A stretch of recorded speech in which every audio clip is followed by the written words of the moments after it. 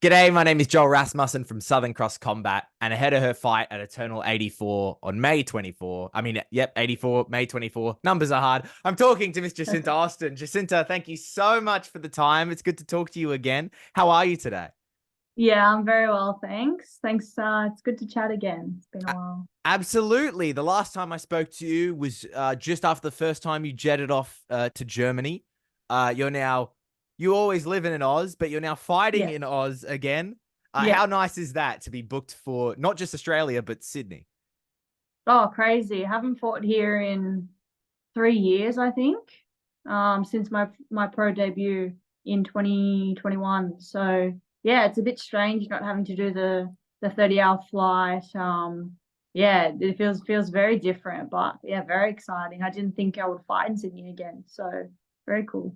How on the body, how much nicer is it to not have to do that flight? Oh, it's not even the flight that bothers me so much. It's the how you feel for the whole week when you get there, how you feel leading into the fight and the weight cut and stuff. Because we're not there long enough to ever adjust. So you're just in a constant like I just feel like I'm underwater the whole time. I'm so tired the whole time. So yeah, I've got fight week in my own home, which is wild. That must be, I have to imagine that is very nice. Before we started, we were talking family a little bit. Yeah. How long has it been since your family's seen you fight? Um, My family have never seen me fight live. Um, they, my family are a bit uncomfortable with watching it live. It's a bit like my extended family will come, my cousins, grandparents, stuff will come, but my immediate family is a bit they get a bit worried and a bit nervous. So yeah, they always catch up on it after when they know that I'm okay and I've done well. But yeah, watching it live is a bit much for them. Now that it's in, like, it's back at home, do you think there's a chance, or they'll still probably wait until after? Um, I think they're getting more confident now that they realize I can like they realize that I can, take care of myself a little bit, and they don't know too much about mixed martial arts. So when they hear that I'm getting into a cage and having a fight, it's still a bit of a worrying thing to, I guess, a parent. Now that they know it's not a fight to the death, it's just a fight Yeah, until the end of yeah. the fight. I'm sure it Now they feels know better. there's refs, doctors, officials. Like, yeah, I think they're slowly coming over to the idea, but we're not at that point where we watch it live yet. Talking about all that and the refs and the doctors and stuff. The last time we saw you in a professional mixed martial arts cage, you were covered in blood. There's no good way to say it. Covered in Yeah. blood. Your opponent's blood. What were your parents' reaction to that? You know what? It's funny. They were actually like, because they're quite reserved and they're quite they're not the biggest fans of fighting. But actually, when they saw that, because they do follow my stuff and they do see all the stuff from Octagon. But after that, they were kind of like, you know what? She deserved it because because they had watched my weigh-in and stuff, and she had really like gotten all up in my face at the weigh-ins, and for the whole week, really, she was just a bit of a nasty human. So I think yeah, for the first time they were kind of like she had that coming. So I mean that's progress because they're kind of getting on board with it. So We've spoken before about opponents and when it gets nasty like that. And I feel I've probably asked you this, but still, does that affect it at all? How did you feel heading into that fight if she's being rude to you? like I kind of like I appreciated how the weigh-in went because it did draw a lot of eyes to our weigh-in. Um, there was a very obvious villain and a very obvious like I don't know, I guess kind of made people like me more because she was so unlikable. But I've never really had someone get up kind of in my face like that. So at first it did catch me a little off guard, and she was saying a bunch of things in my face that I didn't understand because it was in Polish, but I knew that they weren't nice things.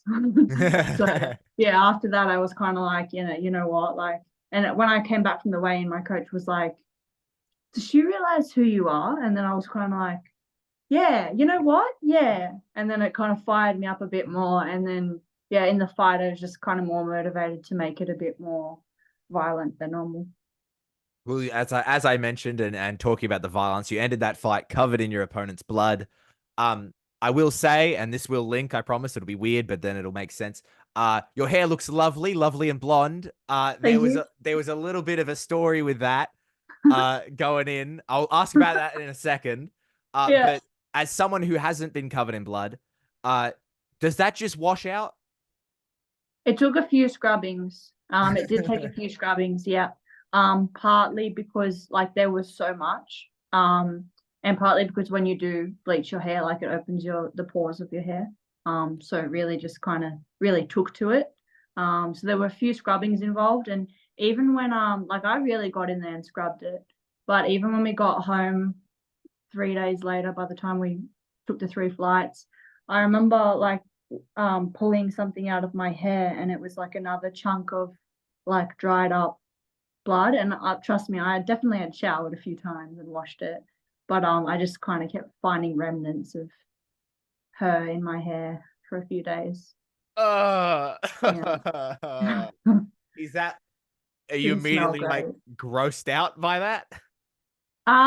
Yeah, well, at first, because it goes like quite dark and clumpy. So at first I was kind of like, like maybe a leaf's flown into my hair or something. And then when you realize what it is, it's a bit, makes you feel a bit nauseous, especially because it doesn't smell so great either. I could imagine. Yeah. Now, as I referenced there, with the hair, it's not even related to fighting at this point. There was a catastrophe with the hair. What went on with that, and how did that get rectified? So, um, so I'm really adamant about having blonde hair, and actually, okay, so the full story is that me and my partner had actually split up as well. Me and my fiance had splitted. And so I was like, okay, like already, a bit of a sook, and you're supposed to have this like glow up when you break up, So I was ready for that. And then I went to a new hairdresser because I had moved areas. In the when we split our ways, I'd moved to my own apartment. And so I went to a new hairdresser, and first, when I came out of the salon, my hair was grey, like an old woman grey. And I said, "You need to fix this. Like, I can't, it's not working for me." So she put me back in, and then I came out orange, like my hair was bright orange. And I said to her, like, "This is orange." And she said, "No, it's just the salon lights. And your scalp's a bit irritated, so it probably looks orange to you." And I was like, "No, 100% it's orange."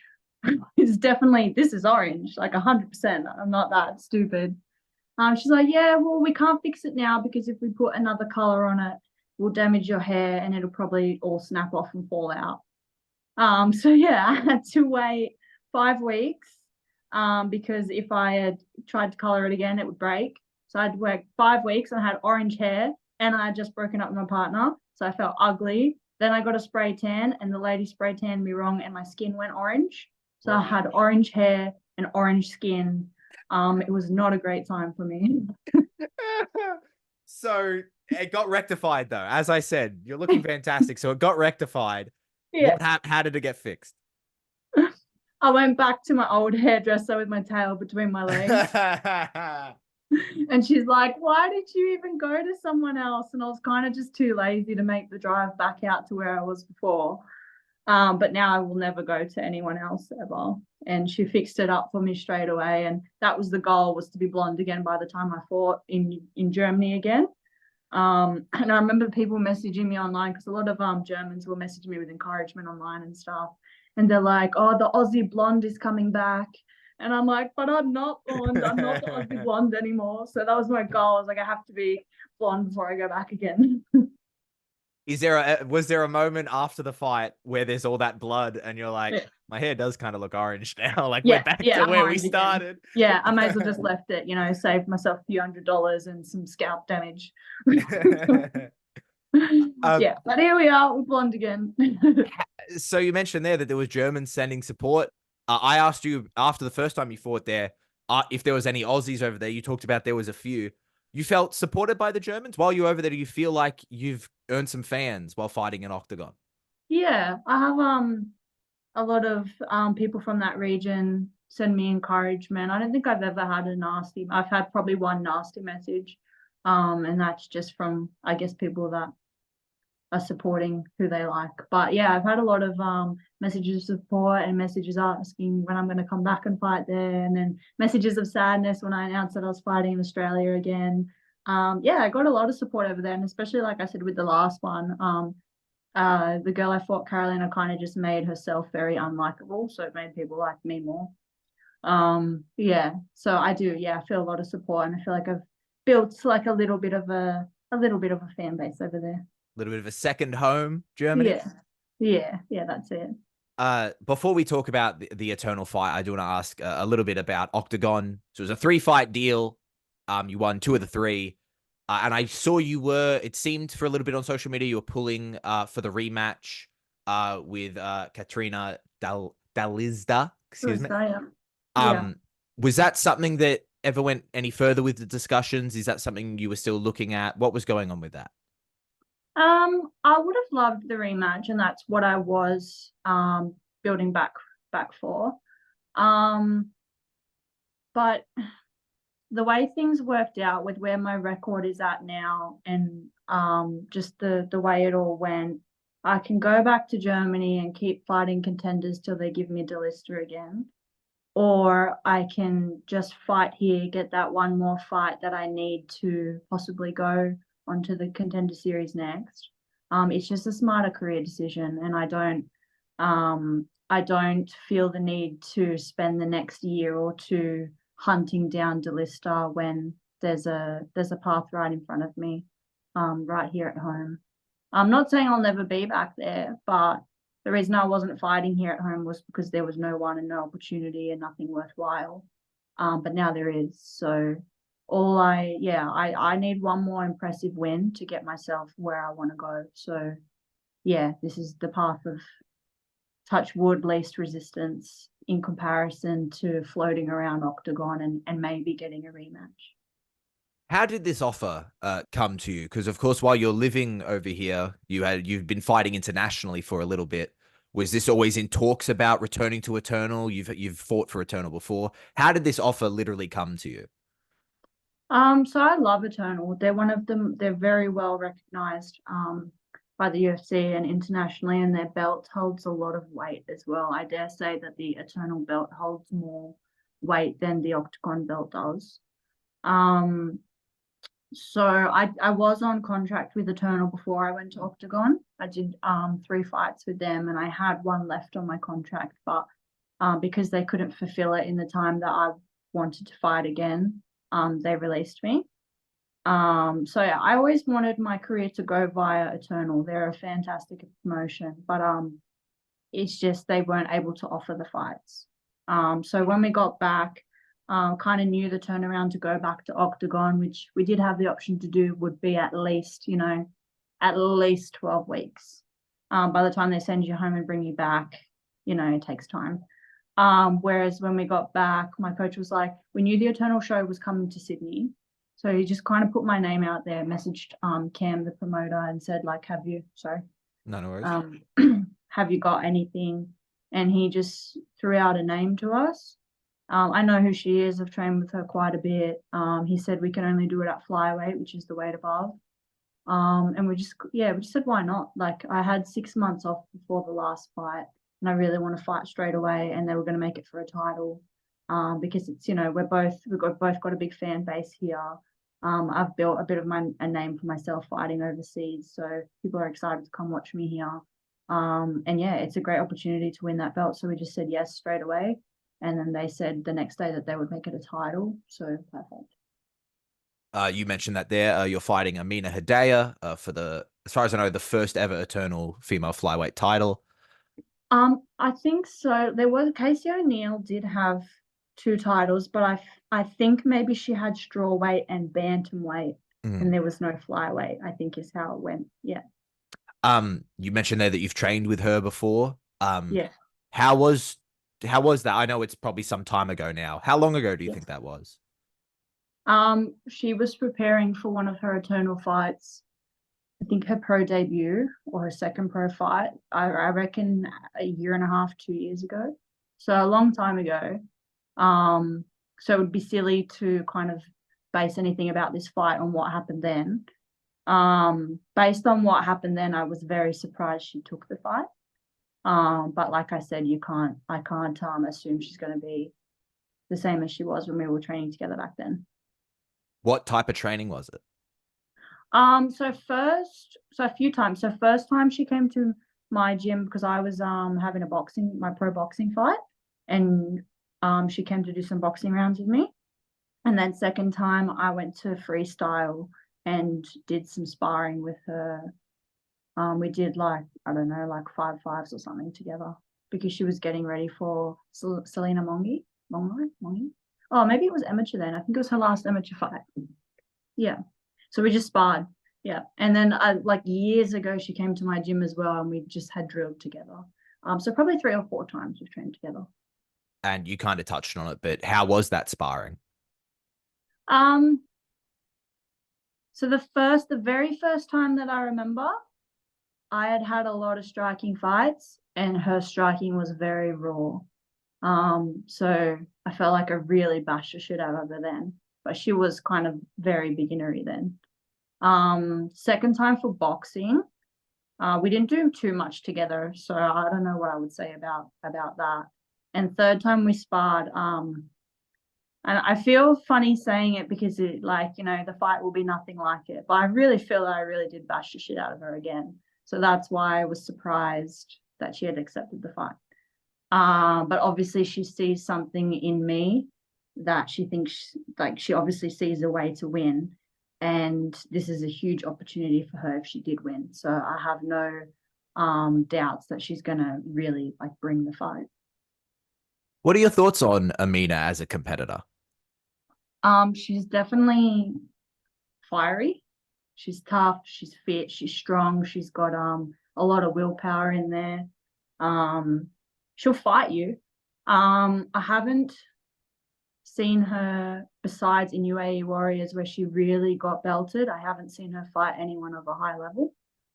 I feel that all her opponents have been very inexperienced, and that's why she's looked pretty good against them. So I don't think she's fought anyone besides the UAE fight of a high level. Now, we talked like, you know, that last fight in Octagon for you, there was some words exchanged. I believe before you fought Josefina, there was also some words exchanged. But then afterwards, you went and you trained with Josefina, and the hatchet kind of seemed buried. Yeah. Um, like I don't necessarily think there's bad blood per se in this matchup. You've, you know, obviously made your case and you believe in yourself as a fighter. But is this something where afterwards you can be like, we can go back to training again? Yeah, I really like Amina. I respect her. Like, she'll really fight anyone. And it doesn't really matter the experience difference as well. Like, I think when she fought Lisa, she'd had 1 or 2 fights, and Lisa had maybe 7. So yeah, I respect her, and she's a really nice girl, and I like her a lot, and I'll probably train with her again after. So you've been, as we talked about, you've been fighting overseas, outside of Sydney, but then overseas for 2 years since your last Australian fight, I believe. I don't know if it was in Sydney or not. The last one was in Gold Coast. Do you think while Perth, you've sorry, Perth. do you think while you've been gone, people have forgotten in Australia how good you are? Uh no, I don't think that. No. I think that if you talk to anyone about this fight, most people's opinion is the same. Like, obviously, a lot of people support Amina, so they're rallying for her. Like, a lot of people like her. She's a cool chick. But I think everybody has the same opinion about how the fight will go, and they know that what I've done in martial arts is, yeah, I've done a lot more than Amina. I think that's going to show on the night. I saw in an interview you did with Eternal, I believe it's called the Eternal Insiders. You mentioned about in that interview you mentioned the goal and the kind of the roadmap is either defend this title after winning it or go for double champ with strawweight. But there in this interview you've mentioned this fight can put you on the doorstep to Dana White Contender Series. Do you feel that there's work left to be done at the regionals, or you're ready to go? No, I don't think there's anyone here that I need to fight after Amina. To be perfectly honest with you, I don't feel like I even need to fight Amina. I don't feel like I need to prove anything, but the fight is here and I want to fight and I need another win. So this is my opportunity for that. After that, no, there's no one. I know Lisa was gunning for a rematch for a while, but she's off on Road to UFC now as well. Oh, yeah, Road to UFC. She's on Road to UFC. Yeah. I would prefer like, yeah, I've been mentioned like told that I need one more win to get me on that contender series shot. And if I finish that win, if I get a finish with that win and it's impressive, I don't see why I shouldn't get that shot. Like Lisa's on the road to UFC. Carolina, who I fought last, won on the contender series already. Josephine, who I had a split loss to, is undefeated in the UFC. Like I really feel like there's nothing left for me to have to prove after that. So you've had so much of your pro MMA career at strawweight. So your first time fighting at flyweight, but still you are coming up for this. Is that Oh like no, a I fought Lisa at flyweight as well. yeah? So this isn't your Yeah. first time Oh, fighting at is it? flyweight. Yeah. Yeah. But it has been some time. Yeah. How is that for you? Was that a big consideration? Would you prefer to be fighting for a strawweight title? What do you make of the weight? I definitely feel like I definitely will stay in strawweight after this. Like you said, I've fought at flyweight, I fought against Lisa, and there is a significant strength and size difference for me in there. But in saying that, Amina is not a very big flyweight. She's quite a small flyweight. And I've trained with her as well, so I know she's not huge, you know. And I'm a pretty big strawweight, so I feel like this is a good. If I'm gonna fight at flyweight, this is the person you fight against because she's not very big. I know she doesn't cut much weight at all. But yeah, moving forward, especially when I get to like the UFC or higher level where those girls are, you know, they're big and they're cutting. Yeah, I'll definitely be back to strawweight. Now we talked about it just before. I probably should have crunched the numbers and really looked into this. I heard one person say it's the first ever flyweight title, and I was like, good enough for me. If I hope no one in the comments corrects me, but if this is the first eternal flyweight women's title, what does that mean to you to be able to possibly be the first woman to hold this belt? Well, now I don't know if it is. I think Casey O'Neill may have had it. I'm not sure. She definitely had two belts. I'm not sure which ones. But yeah, if it is, and even if it isn't, like it's the same thing really. Yeah, there hasn't been a flyweight champion for the girls in a long time. There hasn't even been anyone in contention for it since Casey left for the UFC. And I like admire and respect her a lot. So if I'm the one that gets to fill the role that she had, like that's pretty amazing to me. I still do look up to her a lot and I wanted to be a lot like her. So yeah, I'm very excited. Like I said, the belt holds a lot of weight. I had asked to fight for it a few times before. Every time I fought for Eternal and won, I was like, all right, give me the belt, give me the belt. And yeah, I never got the belt. Maybe they felt I wasn't ready. Maybe they felt there wasn't enough like girls in the division, but it just kind of goes to show that it really has to mean something if you're going to fight for it. So as you said, you've been calling for this for a while, and of course you fought in Germany for a title over there. So I'm sure you have that belief in you, but now to have from Eternal to be fighting for their title, is that like validating it all to be like, well, yeah, I am as good as I say I am, and they're going to give me something to prove that I am.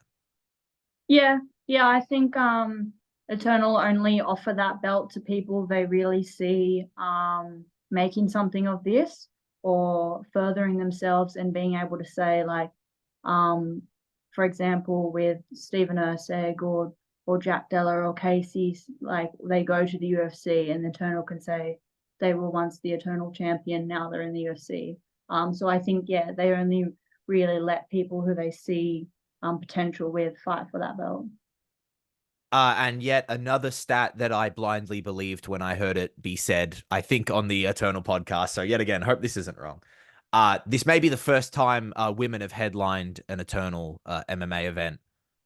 What does that mean to you? Means a lot. Means a lot. I headlined in Germany with Delista as well. So it's not the first time for me, but I think it is the first time on Eternal, which is really cool. And yeah, we both have a lot of supporters here, and I think the venue is like sold out now. So yeah, it's going to be massive. I'm excited. I'm excited that people are coming to watch the girls, and all eyes are on the girls, and even the girls that are less experienced amateurs or in their early days, like have something, like we're helping grow the division, the sport for them as well. I was going to ask about that. This isn't the first time you've headlined. Does headlining feel any different? Um, Only in the way that I love to get to the venue and just get it done and get the fight done and enjoy the night.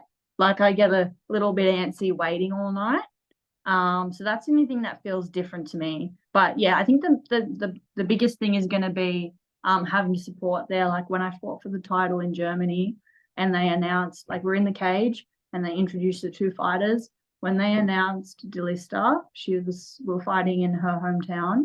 It was just like magical. Like the place just erupted. It was like electric, and it wasn't for me. It was for someone else. But it was insane, and that was a big crowd. I think that was near 10,000 people. I'm not sure how many fit in Liberty, nothing near that. But it is going to be very exciting to have a support base there for myself. Talking about that, are you having a lot of people come out? Yeah, I'm having pretty much most of my gym.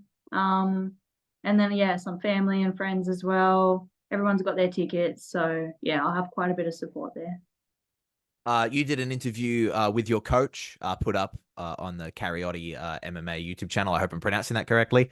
Yeah. Good. I went for it, and I'm glad I didn't make a fool. You did well. Thank you. I try. There was something that got brought up in there. We've talked about before about your history in other combat sports, accomplished kickboxing, accomplished in boxing. What was it about MMA that made you go, this is the one for me? So the first thing about it, the appealing nature, was that there was a career and a future in it. There was somewhere I could go. There was something I could aim for. Whereas that was kind of dwindling in Muay Thai and K1. There's not much doing, especially in Australia. And even if you do make it to a bigger scene, there's rarely any career path, rarely any money in that sport. So I want to make this a career. So that was the first appealing thing of MMA. Then I started actually training in jiu-jitsu and wrestling, and just fell in love with it. So even when I've gone back and done my striking fights, I've not been able to stop the grappling side of it because I just enjoy it so much. And I'm glad I found it, because when the days are done that I am done fighting, I'm not sure how often, I'll kickbox or box, but I'll always do jiu-jitsu. So it's given me something like another sport to fall in love with and another passion. So yeah, it started off as a career mindset, but now it's just passion. I just love, I love all elements of MMA now, and I love training all of them. So yeah, even when I've gone back to fight K1 or boxing, I've never been able to stop doing the other parts of it as well. Jacinta Austin, you fight for the Eternal Flyweight title at Eternal 84 on May 24. I thank you so much for your time. It's always a pleasure to talk to you, and good luck and safe travels for the fight. Awesome. Thanks so much. Thank you very much.